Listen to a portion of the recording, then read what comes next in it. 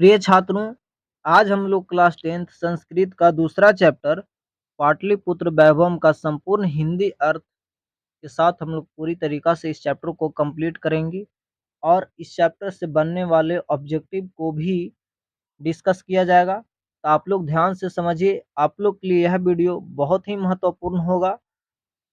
और अगर आप लोग चाहते हैं कि इसका पहला पार्ट पूरी ढंग से पढ़ाया जाए, तो इस चैप्टर को ढंग से पढ़ा दिया गया है और इसका प्लेलिस्ट भी बना दिया गया है, तो आप लोग जाके उस चैप्टर को भी देख सकते हैं। ठीक है, ध्यान से इस चैप्टर को समझिए। पाटलिपुत्र वैभवम यानी कि पटना के वैभव के बारे में इस चैप्टर में बताया गया है। देखिए क्या बताया गया है। बिहार राजस्य मतलब बिहार राज्य की राजधानी नगरम मतलब राजधानी नगर पाटलिपुत्रम सर्वेषु कालेषु मतलब सभी कालों में महत्वम धारित मतलब महत्वपूर्ण रहा है। बताया जा रहा है कि जो बिहार राज्य की राजधानी पटना है वो सभी कालों में महत्वपूर्ण रहा है। अस इतिहास मतलब इसका इतिहास सार्ध सहस्र द्विवर्ष परिमितः वर्तते। देखिए परिमितः का मतलब लगभग होता है, सार्ध सहस्र द्विवर्ष यानी कि 2000 वर्ष और आधा हजार वर्ष यानी टोटल के हजार वर्ष हुआ यानी 2500 वर्ष। यानी पटना का इतिहास कितना हजार वर्ष पुराना है, तो 2500 वर्ष पुराना है। अत्र मने यहाँ धार्मिक क्षेत्रम राजनीतिक क्षेत्रम उद्योग क्षेत्रम च विशेषण ध्यानकर्षकम माने यहाँ धर्म का क्षेत्र, राजनीति का क्षेत्र और उद्योग का क्षेत्र विशेष रूप से ध्यान को आकर्षित करते हैं। वैदेशिका यात्रिनः मेगास्थनीज हाह्यान हुयनसांग इत्सिंग प्रभृतयः पाटलिपुत्रस्य वर्णनम स्व संस्मरण ग्रंथेषु चक्रु। तो बताया जा रहा है कि मेगास्थनीज हाह्यान हुयनसांग और इत्सिंग विदेशी यात्रियों ने पटना का वर्णन अपने अपने संस्मरण ग्रंथों में किया है। बताया जा रहा है कि जो विदेशी यात्री हैं कौन कौन, मेगास्थनीज, फाहियान, हुएनसांग और इत्सिंग, इन्होंने पटना का वर्णन अपने अपने संस्मरण ग्रंथों में किया है। ध्यान दीजिए, अपने अपने संस्मरण ग्रंथों का अर्थ होता है कि अपने जीवनी के बारे में जो किताब लिखे हैं उस किताब में पटना का वर्णन किए हैं। देखिए ये 4 गो विदेशी यात्री हैं जो अपनी जीवनी की किताब यानी अपने संस्मरण ग्रंथों में पटना के वर्णन किए हैं। पाठे अस्मिन मने इस पाठ में पाटलिपुत्र वैभव से मने पटना के वैभव का सामान्य मने समान परिचय वर्तते मने परिचय है। यानी कि इस पाठ में पटना के वैभव का समान परिचय है। देखिए यहाँ से आप लोग को ऑब्जेक्टिव आ सकता है। पहले यहाँ से यानी शुरू से लेके वर्तते तक हम लोग पूरी तरह से हिंदी एक बार सुन लें और फिर ऑब्जेक्टिव यहाँ से जो जो बनने वाला ऑब्जेक्टिव होगा उसको हम लोग बताएंगे। तो बताया जा रहा है कि जो बिहार राज्य की राजधानी है पटना वो सभी कालों में महत्वपूर्ण रहा है और इसका इतिहास यानी पटना का इतिहास लगभग 2500 वर्ष पुराना है। और यहाँ धर्म का क्षेत्र, राजनीति का क्षेत्र और उद्योग का क्षेत्र विशेष रूप से ध्यान को आकर्षित करते हैं। और मेघास्तनीज, फाहियान, हुएनसांग, इत्सिंग इत्यादि विदेशी यात्रियों ने अपने अपने संस्मरण ग्रंथों में पटना का वर्णन किया है और इस पाठ में पटना के वैभव का समान परिचय है। यहाँ से यहाँ तक में आप लोग का हिंदी यही हुआ। देखिए यहाँ तक में आप लोग को ऑब्जेक्टिव पूछ सकता है कि बिहार राज्य की राजधानी कहाँ है, तो बिहार राज्य की राजधानी पटना है। और पूछ सकता है कि पटना का इतिहास कितना हजार वर्ष पुराना है, तो पटना का इतिहास लगभग 2500 वर्ष पुराना है। और पूछेगा कि कौन कौन से क्षेत्र हैं जो पटना के ध्यान को आकर्षित करते हैं, तो धर्म का क्षेत्र, राजनीति का क्षेत्र और उद्योग का क्षेत्र ध्यान को आकर्षित करते हैं। और पूछेगा कि बताइए कौन कौन से विदेशी यात्री हैं जो अपने अपने संस्मरण ग्रंथों में पटना का वर्णन किया है, तो मेगास्थनीज, फाहियान, हुएनसांग और इत्सिंग ये सब विदेशी यात्री ने अपने अपने अपने संस्मरण ग्रंथों में पटना का वर्णन किया है। तो यहाँ से यही आप लोग को ऑब्जेक्टिव आ सकता है। तो आगे हम लोग कंटिन्यू ध्यान से समझिए।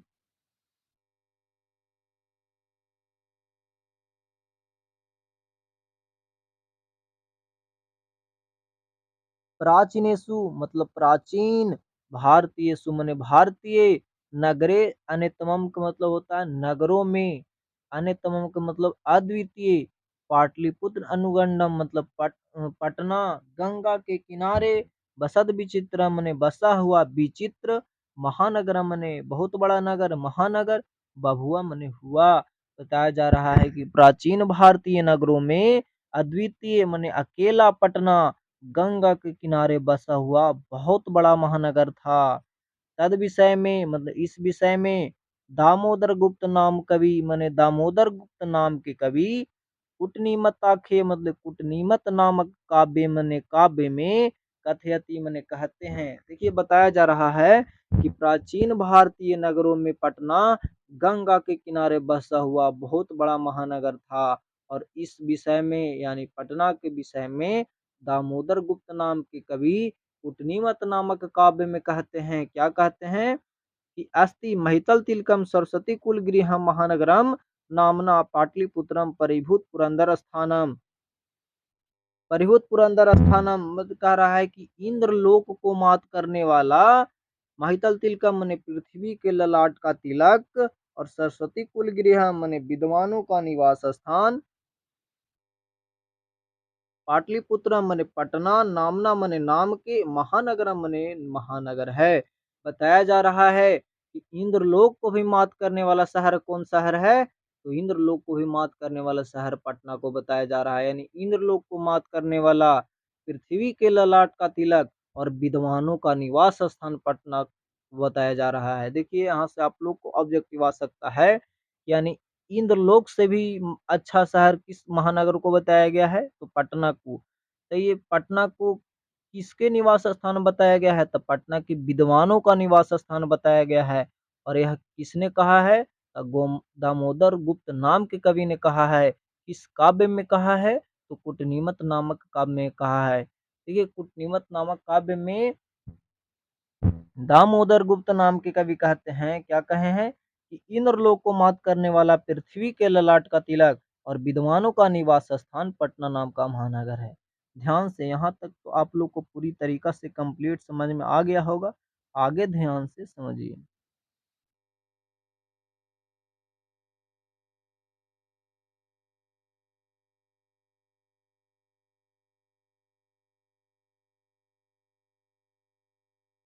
इतिहास से इतिहास में सुरते मने सुना जाता है, यत मने की गंगायस तीरे मने गंगा के किनारे, बुध काले मने बुध के समय में, पाटली ग्राम स्थिति आसित मने पाटली नाम का गांव बसा हुआ था। यत्र च मने और यहाँ भगवान मने भगवान, बुधा मने बुध, बहुकृत व समागता मने अनेक बार, समागतः मने आए थे। कह रहे हैं यहाँ तक में इतिहास में सुना जाता है कि गंगा के किनारे बुध के समय पाटली नाम का गांव बसा हुआ था, और वहां भगवान बुध अनेक बार आए थे। तेन कथित मासित मने उन्होंने कहा था, यद मने की ग्रामोयम मने यह गांव, महानगर मने महानगर, भविष्यति मने होगा, मने कह रहा है कि भगवान बुद्ध वहां अनेक बार आए थे, कहाँ पाटली गांव में। और उन्होंने कहा था, किसने कहा था, तो भगवान बुद्ध ने कहा था कि यह गांव महानगर होगा, यानी बहुत बड़ा नगर होगा। किंतु लेकिन कलह से मने लड़ाई झगड़ा के, अग्निदह से मने आग लगने के, चा मने और जल पुरस से मने बाढ़ के, भयात मने भय से, सर्वदा क्रांतम मने हमेशा घिरा हुआ, भविष्यति मने होगा। देखिए बताया जा रहा है कि यह नगर बहुत बड़ा महानगर होगा, लेकिन लड़ाई झगड़ा के, आग लगने के और बाढ़ के भय से हमेशा घिरा हुआ होगा। यह बात किसने कहा, तो भगवान बुद्ध ने कहा। किस गांव के बारे में कहा था, तो पाटली नाम का गांव के बारे में कहा था। पाटली नाम का गांव कहाँ था, तो पाटली नाम का गांव गंगा के किनारे बसा हुआ गांव था। यहाँ तक आप लोग को समझ में आ गया होगा। आगे कंटिन्यू ध्यान से समझिए। कालांतरेण मतलब कुछ समय बाद, पाटलीग्राम मने पाटली गांव, एवं मने ही पाटलिपुत्र मिति कथित है, मने पाटलिपुत्र ऐसा कहा जाने लगा। यानी कि कुछ समय बाद जो पटना पाटली नाम का गांव था वो पाटलिपुत्र ऐसा कहा जाने लगा। चंद्रगुप्त मौर्य से मने चंद्रगुप्त मौर्य के काले मने समय में अस्य नगर से मने इस नगर की शोभा रक्षा व्यवस्था चा अति उत्कृष्टा आसीदिति मने बताया जा रहा है कि चंद्रगुप्त मौर्य के समय में इस नगर की शोभा और रक्षा की व्यवस्था बहुत ही सुंदर थी, अति उत्कृष्टा थी। ऐसा कौन कह रहा है? तो ऐसा यूनान के राजदूत मेगास्थनीज ने स्वसंस्मरणेषु निरूपयति माने अपने संस्मरणों में बताया है, वर्णन किया है। कौन वर्णन किया है? यूनान के राजदूत मेगास्थनीज ने कहा है कि चंद्रगुप्त मौर्य के समय में इस नगर की शोभा और रक्षा की व्यवस्था अति उत्कृष्ट माने बहुत ही बढ़िया थी, बहुत ही अच्छा था। अस्य नगरस्य माने इस नगर की वैभव माने वैभव प्रियदर्शिना अशोकस्य समय माने प्रियदर्शी अशोक के समय में सुतराम समृद्धम माने और अधिक बढ़ा चढ़ा था। देखिए बताया जा रहा है कि प्रियदर्शी अशोक के समय में इस नगर यानी पटना का वैभव और अधिक बढ़ा चढ़ा था और बढ़िया था।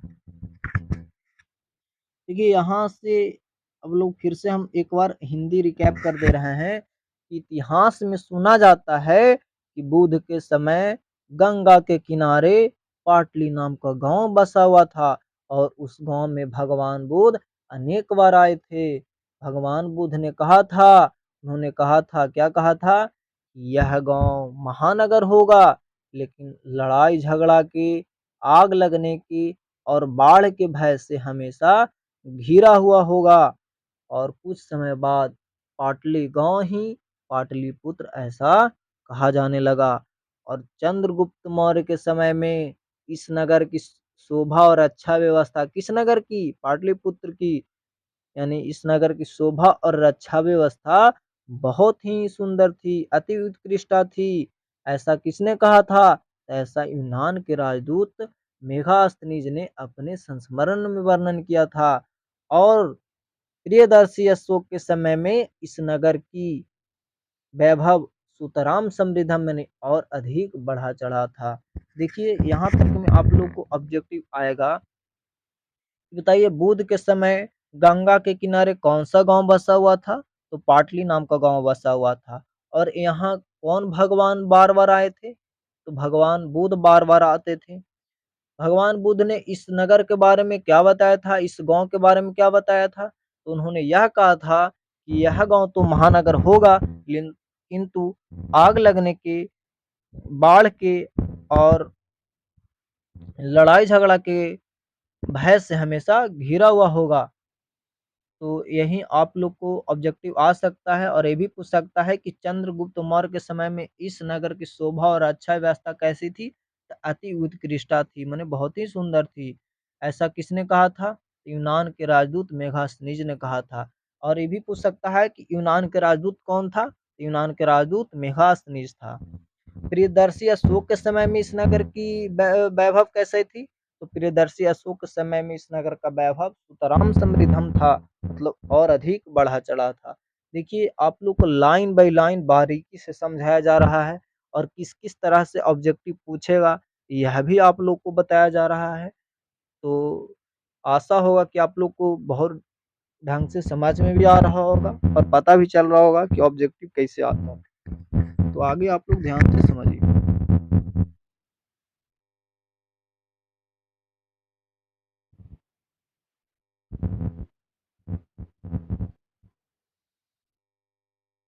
बहुकालम माने बहुत समय तक, पाटलिपुत्र से माने पटना की, प्राचीना माने पुरानी, सरस्वती परंपरा प्रवर्तते माने पुरानी विद्वानों की परंपरा चलती रही। इति माने ऐसा, राजशेखर माने राजशेखर स्वकाव्य मीमांसा नाम की माने अपने काव्य मीमांसा नामक कवि शिक्षा प्रमुखे माने कवि शिक्षा प्रमुख ग्रंथ में सादरम स्मृति माने आदर के साथ याद करते हैं। बताया जा रहा है कि बहुत समय तक पटना की जो पुरानी विद्वानों की परंपरा है, यहाँ विद्वान लोग मतलब परीक्षित होते थे। यहाँ तो जो विद्वानों की परंपरा है, ऐसा चलती रही। ऐसा किसने कहा है? ऐसा ऐसा राजशेखर अपने काव्य जो मीमांसा लिखे हैं, उसमें बताए हैं। आदर के साथ याद किए हैं। किनको किनको याद किए हैं? ध्यान से समझिए। अतरूप वर्षा वर्षावी पाणिनि पिंगलावी व्याडिह बरुचि पतंजलि इह परिचिता ख्याति उपजग। बताया जा रहा है कि यहाँ कई वर्षों तक पाणिनि, पिंगल, व्याडी, वररुचि, पतंजलि इत्यादि परीक्षित हुए, सीखे और प्रसिद्धि प्राप्त भी यहीं से किए और यहीं से प्रसिद्ध हुए। कौन कौन? पाणिनि, पिंगल, व्याडी, वररुचि, पतंजलि इत्यादि सब परीक्षित कहाँ हुए? पटने। और प्रसिद्ध भी कहाँ से हुए? प्रसिद्धि भी कहाँ से प्राप्त किए? तो पटना से। देखिए यहाँ आपको ऑब्जेक्टिव पूछ सकता है, बताइए राजशेखर की रचना क्या है? तो मीमांसा नामक लिखे थे किताब। यहाँ कौन कौन प्रसिद्ध हुए, परीक्षित हुए और प्रसिद्धि प्राप्त किए? तो पाणिनि, पिंगल, व्याडी, वररुचि, पतंजलि इत्यादि सब का हुए, परीक्षित हुए और प्रसिद्धि प्राप्त। आगे कंटिन्यू आप लोग ध्यान से समझिए। कतिपयेषु माने कुछ प्राचीन संस्कृत ग्रंथेषु पुराणादिषु पाटलिपुत्रस्य नामांतरं पुष्पुरम कुसुमपुर वा प्राप्ते। बता रहा है कि कुछ पुराण दिशु माने पुराण आदि प्राचीन संस्कृत प्राचीन संस्कृत ग्रंथों में पाटलिपुत्र से माने पटना का दूसरा नाम पुष्पुरम और कुसुमपुर प्राप्त होता है। कह रहा है कि जो पुराण आदि है उसमें पटना का दूसरा नाम मिलता है। कौन कौन नाम मिल रहा है? तो पुष्पपुर और कुसुमपुर प्राप्त होता है। अनेन मन इससे ज्ञायते मन यह ज्ञात होता है। यत मन की की नगरे से अस्य मन इस नगर के समीपे मने नजदीक पुष्पानाम मने फूलों का बहुलम उत्पादनम मने बहुत अधिक उत्पादन भवती स्मः मने होता था। कहा जा रहा है कि पुराण आदि प्राचीन जो संस्कृत ग्रंथ है उसको में पटना का दूसरा नाम मिलता है। कौन कौन?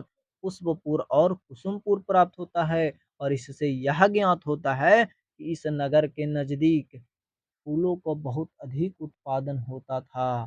ठीक है। पाटलिपुत्र मिति मने पाटलिपुत्र ऐसा शब्दोपि मने शब्द भी पाटल पुष्पानाम मने गुलाब को फूलों के पुतलिका रचना मिश्रते प्रचलित है। मने गुलाब के फूलों के गुड़िया के रचना के आधार पर प्रचलित हुआ है। कह रहा है कि पाटलिपुत्र ऐसा शब्द भी है जो गुलाब के फूलों के गुड़िया के रचना के आधार पर प्रचलित हुआ है।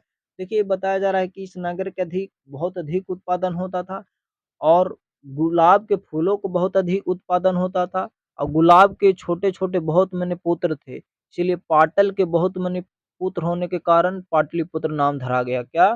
पाटल के अत्यधिक छोटे-छोटे पुत्र होने के कारण ये छोटे-छोटे अधिक पाटल के पौधे थे, इसीलिए उसका नाम हो गया पाटलिपुत्र। ऐसा इसमें बताया गया है। शरत काले माने शरद ऋतु में नगरे अस्मिन माने इस नगर में कौमुदी महोत्सव है माने कौमुदी महोत्सव इति माने ऐसा महान माने महान समारोह माने समारोह गुप्त वंश शासन काले माने गुप्त वंश के शासन काल में अतीब माने बहुत ही प्रचलित है माने प्रचलित है। माने बताया जा रहा है कि जो शरद काल में यानी शरद ऋतु में इस नगर में कौमुदी महोत्सव ऐसा महान समारोह गुप्त वंश के शासन काल में बहुत ही प्रचलित था। यानी जो ठंडा के दिन में इस नगर में कौमुदी महोत्सव मनाया जाता था और गुप्त वंश के शासन काल में कौमुदी महोत्सव बहुत ही प्रचलित था। मैंने बहुत ही महान महोत्सव इसको कहा जाता था। कौमुदी महोत्सव को मनाया जाता था बहुत धूमधाम से। तत्र सर्वे जना मने यहाँ सभी लोग आनंद मग्ना मने आनंद में मग्न अभुव मने हो जाते थे। मने और यहाँ सभी लोग आनंद में मग्न हो जाते थे। कब? जब कौमुदी महोत्सव मनाया जाता था। देखिए आपको पूछेगा, पहले यहाँ तक पढ़ लीजिए उसके बाद आपको ऑब्जेक्टिव बताएंगे। संप्रति दुर्गा पूजा अवसरे मन इस समय दुर्गा पूजा के अवसर पर तादृश मन वैसा एवं नहीं समारोह दृश्यते मन दिखाई पड़ता है। यानी इस समय दुर्गा पूजा के अवसर पर वैसा ही समारोह दिखाई पड़ता है कि कैसा समारोह, जब गुप्त वंश के शासन काल में कुमोदी महोत्सव मनाया जाता था। तो जो आज के दुर्गा पूजा के जो महोत्सव धूमधाम से पटना में मनाया जाता है, उस समय के कुमोदी महोत्सव उतना ही धूमधाम से मनाया जाता था। ध्यान से समझ गए होंगे। देखिए, यहाँ तकला हम थोड़ा सा रिकैप कर दे रहे हैं। कुछ पुराण आदि प्राचीन संस्कृत ग्रंथों में पटना का दूसरा नाम पुष्पुर और कुसुमपुर प्राप्त होता है, और इससे यह ज्ञात होता है कि इस नगर के नजदीक फूलों को बहुत अधिक उत्पादन होता था। और पाटलिपुत्र ऐसा शब्द भी गुलाब के फूलों के गुड़िया के रचना के आधार पर प्रचलित हुई। यानी कि पाटल यानी गुलाब के बहुत मनी पुत्र होने के कारण, पाटल के बहुत मनी पुत्र होने के कारण पाटलिपुत्र ऐसा नाम रख दिया गया, ऐसा बताया जा रहा है। और शरद ऋतु में इस नगर में कमोदी महोत्सव ऐसा महान समारोह गुप्त वंश के शासन काल में बहुत ही प्रचलित था, और वहाँ सभी लोग आनंद में मग्न हो जाते थे। और इस समय दुर्गा पूजा के अवसर पर वैसा ही दृश्य दिखाई पड़ता है। बताइए, यहाँ से फिर से हम हिंदी रिकैप कर दिए। अब यहाँ तक में आप लोग को क्या क्या ऑब्जेक्टिव आएगा। देखिए, आपको ऑब्जेक्टिव पूछ सकता है कि बताइए पुराण आदि प्राचीन संस्कृत ग्रंथों में पटना का क्या क्या नाम मिलता है। तो पुष्पुर और कुसुमपुर नाम मिलता है पुराण आदि में। तो इस नगर के नजदीक क्या होता था, किस चीज का बहुत अधिक उत्पादन होता था। तो इस नगर के नजदीक फूलों को बहुत अधिक उत्पादन होता था। पाटल पुत्र ऐसा शब्द कहाँ किसके नाम पर प्रचलित है। तो पाटल पुष्पा नाम के नाम पर प्रचलित है, यानी गुलाब के फूलों के गुड़िया के रचना के आधार पर प्रचलित है। कहेगा कि कमोदी महोत्सव कब मनाया जाता था। तो शरद ऋतु में मनाया जाता था। किस वंश के शासन काल में बहुत प्रचलित था। तो गुप्त वंश के शासन काल में बहुत प्रचलित था। और पूछेगा कि बताइए अभी के जो दुर्गा पूजा के अवसर पर वैसा ही समारोह दिखाई पड़ता है। कैसा समारोह, जब उस समय के कमोदी महोत्सव जैसा समारोह दिखाई पड़ता है। आगे ध्यान से कंटिन्यू ध्यान से समझिए। काल चक्रवात मन समय की गति के अनुसार, यद्यपि मन जबकि, मध्यकाले मन मध्यकाल में, पाटलिपुत्र मन पटना, वस्त्र सहस्त्र परिमित मन लगभग 1000 वर्षों तक जीर्णताम अनुभूत मन खराब हालत में रहा। कह रहा है इस समय के गति के अनुसार जबकि पटना लगभग 1000 वर्षों तक खराब हालत में रहा। कब, मध्यकाल में। तस्य संकेत इसका संकेत अन्य केसु साहित्य ग्रंथेशु मुद्रा राक्षस दिशु लभते। मान इसका संकेत मुद्रा राक्षस आदि अनेक साहित्य ग्रंथों में मिलता है। कहाँ मिलता है, तो मुद्रा राक्षस आदि अनेक साहित्य ग्रंथों में मिलता है कि पटना मध्यकाल में 1000 वर्षों तक खराब हालत में रहा। आगे ध्यान से समझिए। मुगल वंश काले माने मुगल वंश के काल में, मुगल वंश के समय में, अस्य नगर अस्य माने इस नगर की समुधारो जाता है, मतलब उधार हुआ। कब उधार हुआ, तो मुगल वंश के शासन काल में पटना का उधार हुआ। क्या माने और आंगल शासन काले माने अंग्रेजों के शासन काल में, पाटलिपुत्र से माने पटना का सुतराम विकास हो जाता है, माने और अधिक विकास हुआ। और अधिक विकास कब हुआ, अंग्रेजों के शासन काल में। नगर मिदम मने यह नगर, मध्यकाले मने मध्यकाल में, एवं मने ही पटनेति नामना प्रसिद्धम गात मने पटन ऐसा नाम से प्रसिद्ध हो गया। और यह शब्द यानी पटन शब्द कहाँ से निकला है, पतन मिति शब्दात निर्गत माने पतन ऐसा शब्द से निकला है। देखिए, कह रहा है कि जब मध्यकाल में पटना 1000 वर्षों तक खराब हालत में रहा, यानी पतन की ओर पटना चल गया था, इसलिए इसका नाम पटन धरा गया। और पटन शब्द कहाँ से निकला है, पतन। पतन यानी कि खराब हालत में रहा यानी पतन हो रहा था, तब पतन से निकला पटन। तो इस समय इसका नाम क्या हो गया था, पटन। नगर से मने इस नगर की पालिका देवी मने पालन करने वाली पटन देवी अधापि मने आज भी पूजते मने पूजी जाती है। और इस नगर की पालन करने वाली देवी पटन देवी आज भी पूजी जाती है। चलिए यहाँ तक आपको ऑब्जेक्टिव पूछेगा यहाँ से, तो बताइए मध्यकाल में पटना कितने वर्षों तक खराब हालत में रहा? तो 1000 वर्षों तक खराब हालत में रहा। इसका संकेत कहाँ मिलता है? तो इसका संकेत मुद्रा, राक्षस आदि अनेक साहित्य ग्रंथों में मिलता है। बताइए मुगल वंश के शासन काल में इस नगर का क्या हुआ? तो मुगल वंश के शासन काल में इस नगर का उद्धार हुआ और अंग्रेजों के शासन काल में इस नगर का और अधिक विकास हुआ। कहेगा पटन ऐसा शब्द कहाँ से निकला है? तो पतन शब्द से पटन ऐसा शब्द निकला है। आपको उससे पूछेगा कि पटन देवी कहाँ है? तो पटना में है पटन देवी और आज भी पूजी जाती है। नगर के पालन करने वाली देवी कौन है? तो पटन देवी। तो यहाँ तक आप लोग को पूरी ढंग से समझ में आया होगा। आगे कंटिन्यू ध्यान से समझिए।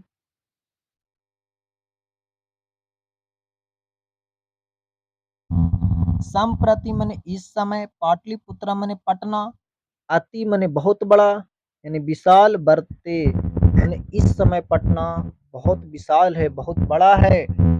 बिहार राज्य से राजधानी चास्ती और बिहार राज्य की राजधानी है। कह रहा है कि इस समय पटना बहुत विशाल हो गया है और बिहार राज्य की राजधानी भी है। अनुदीनम मने दिनों दिन, नगर से मने इस नगर का, विस्तार भक्ति मने विस्तार हो रहा है, यानी दिनों दिन इस नगर का विस्तार हो रहा है। अस्य उत्तर उत्तर से दिशी मने इसके उत्तर दिशी मने दिशा में गंगा नदी प्रवहती, मने इसके उत्तर दिशा में गंगा नदी बहती है। देखिए कह रहा है कि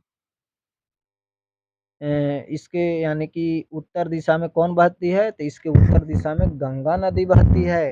आपको पूछेगा कि बताइए पटना के कौन सा दिशा में गंगा नदी बहती है? तो उत्तर दिशा में गंगा नदी बहती है। तस्य ऊपरी मने इसके ऊपर गांधी सेतु नाम एशिया महादेशस्य दीर्घतम मने सबसे लंबा, सेतु मने पुल, किमचा मने और क्या, रेल सेतु, रपी मने रेलगाड़ी के लिए भी पुल, निर्म निर्मीयमानुम निर्माण वर्तते में हो रहा है। कह रहा है कि और क्या, इसके ऊपर गांधी सेतु नाम के एशिया महादेश के सबसे लंबा पुल है। कहाँ? पटना में गांधी सेतु नाम के एशिया के सबसे लंबा पुल कहाँ में है? पटना में। और रेलगाड़ी के लिए भी पुल बनाया जा रहा है। नगरेस्मिन मने इस नगर में, उत्कृष्ट मने सुंदर, क्या क्या है? सुंदर, ध्यान से समझिए आपको पूछ सकता है। सुंदर सुंदर संग्रहालय है, उच्च न्यायालय है, सचिवालय है, गोल घर है, तारामंडल है, जैविक उद्यान और मौर्य काल के अवशेष है, महावीर मंदिर है। ये सब देखने योग्य हैं। कह रहा है कि इस नगर में कौन कौन क्या क्या है? तो सुंदर संग्रहालय है, उच्च न्यायालय है, सचिवालय है, गोल घर है, तारामंडल है, जैविक उद्यान और मौर्य काल के अवशेष खंडहर है और महावीर मंदिर, ये सब देखने योग्य है। प्राचीन पटना नगरे मने प्राचीन पटना नगर में सिख संप्रदाय से मने सिख धर्म के पूजनीय स्थल मने पूजने जोग स्थान, 10वें गुरु मने दसम, देखिए सिख धर्म के 10वें गुरु गुरु गोविंद सिंह का जन्म स्थान गुरुद्वारेति नामना प्रसिद्धम वर्तते। मने कह रहा है कि प्राचीन पटना नगर में सिख संप्रदाय के यानी सिख धर्म के 10वें गुरु गुरु गोविंद सिंह का जन्म स्थान पटना गुरुद्वारा ऐसा नाम से प्रसिद्ध है। कहाँ में? देखिए पूछेगा आप लोग से कि बताइए सिख धर्म के 10वें गुरु गुरु गोविंद सिंह का जन्म स्थान कहाँ हुआ था? पटना। किस नाम से प्रसिद्ध है? तो गुरुद्वारा ऐसा नाम से प्रसिद्ध है। तत्र मने यहाँ, देशास्य मने देश के, तीर्थयात्री न दर्शनम यान्ति मने यहाँ देश के अनेक तीर्थयात्री दर्शन के लिए आते हैं। कहाँ? पटना में आते हैं। तो यहाँ से हम थोड़ा सा हिंदी एक बार रिकैप कर दे रहे हैं कि इस समय पटना बहुत विशाल और बिहार राज्य की राजधानी है। दिनों दिन इस नगर का विस्तार हो रहा है। इसके उत्तर दिशा में गंगा नदी बहती है और इसके ऊपर गांधी सेतु नाम के एशिया का सबसे लंबा पुल है और क्या, रेलगाड़ी के लिए भी पुल बनाया जा रहा है। इस नगर में सुंदर संग्रहालय, सचिवालय, गोलघर, तारामंडल, जैविक उद्यान, मौर्य काल के अवशेष और महावीर मंदिर, ये सब देखने योग्य हैं। और प्राचीन पटना नगर में सिख संप्रदाय के 10वें गुरु गुरु गोविंद सिंह का जन्म स्थान है और गुरुद्वारा ऐसा नाम से प्रसिद्ध है। और यहाँ देश के अनेक तीर्थयात्री दर्शन के लिए आते हैं। और आगे कंटिन्यू ध्यान से समझिए।